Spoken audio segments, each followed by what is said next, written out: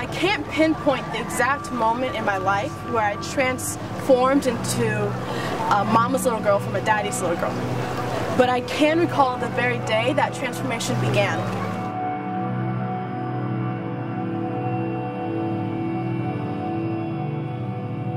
And I was 5 years old, and I remember walking into the room and seeing my father by the door with a bunch of bags packed, which wasn't unusual. He took a lot of business trips, but there was something about this one particular time. It was different. I could sense it. There was a sense of permanency about this time. And I think at the time it seemed so sudden, out of the blue, but thinking back as an adult, there were signs. My father and my mother got in a lot of heated arguments, and there were times my father got physical, especially against my brother. And I panicked. A 5-year-old kid seeing their father at the door with his bags packed. What do you do? I ran to him and I just latched onto his leg like a little monkey, like this. And I remember thinking, hold on really tight because my life's about to walk out the door. You know, everything, my heart, I could feel it, my heart was breaking. And it was just in this horrible, horrible wave of distress on me. What am I supposed to do? And that was the last I saw my father. Because of that, I started to recognize a change in my mother. I started to see this incredible woman. I suppose she was always there, but I was so focused on my father. What a God this guy is. I worshipped the ground he walked on.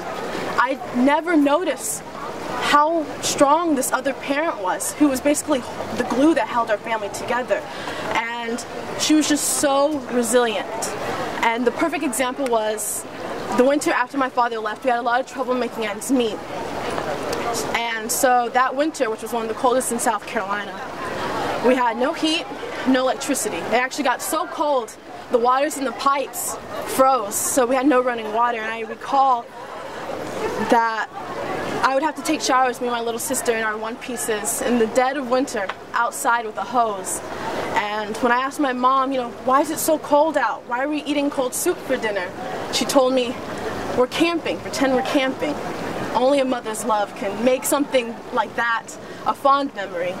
And I think what made my mother so strong was not the fact that she was some kick-ass superwoman like you see in the movies, like, F guys, I can handle single mom by myself and do all this.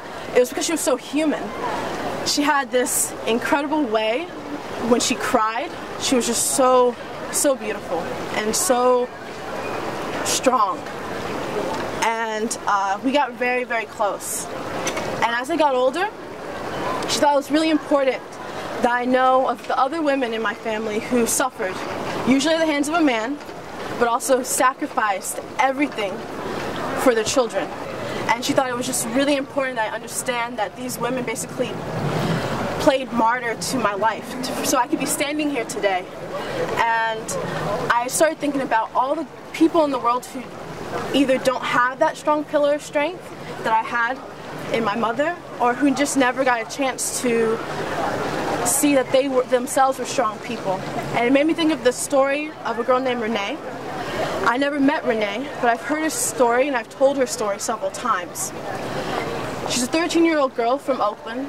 She was rescued when she was 13 by the Oakland PD, and when they found her, she had already been exploited by 9 different pimps and exploited in 13 different cities. Now tell me, how do you tell a girl like this that she's more than an object?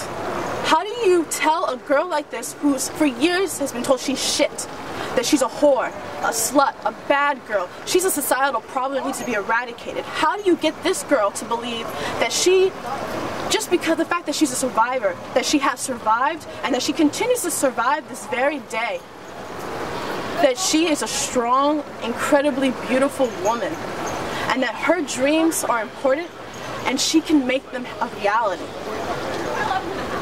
Missy, a nonprofit in Oakland, helps these girls like Renee, helps them to be empowered, helps them to heal. They also advocate on behalf of these girls in public policy, in the community, bring awareness. And they also train professionals who interact with these girls on a daily basis, how to help these girls when they recognize the symptoms. And my project, Project H.O.N.E.Y, stands for Helping Empower Oakland and Neighbors Exploited Youth, intends to help these girls become empowered and to interact with other survivors. And I don't mean survivors in they have to necessarily survive sexual exploitation, but survive their own life experiences, their own shit, their own drama, survive life itself, because that is incredible. That we're here today, we've survived this much, you know, 19, 20 years old or older, we've survived this many years, and that in itself is a feat. And in interacting with these people who've survived and who are still in the process of surviving, that they'll be able to get that one step closer to recognize that beautiful, strong woman inside them. So, out of summary of all this rant, I want all of you to just think of the women in your life. All the strong women in your life. Think of the blood that runs through your veins. Who died for you? Who let you get to where you are today? The ancestors, whose sweat is the reason why you're here. Just think of it. That blood is pumping through your heart.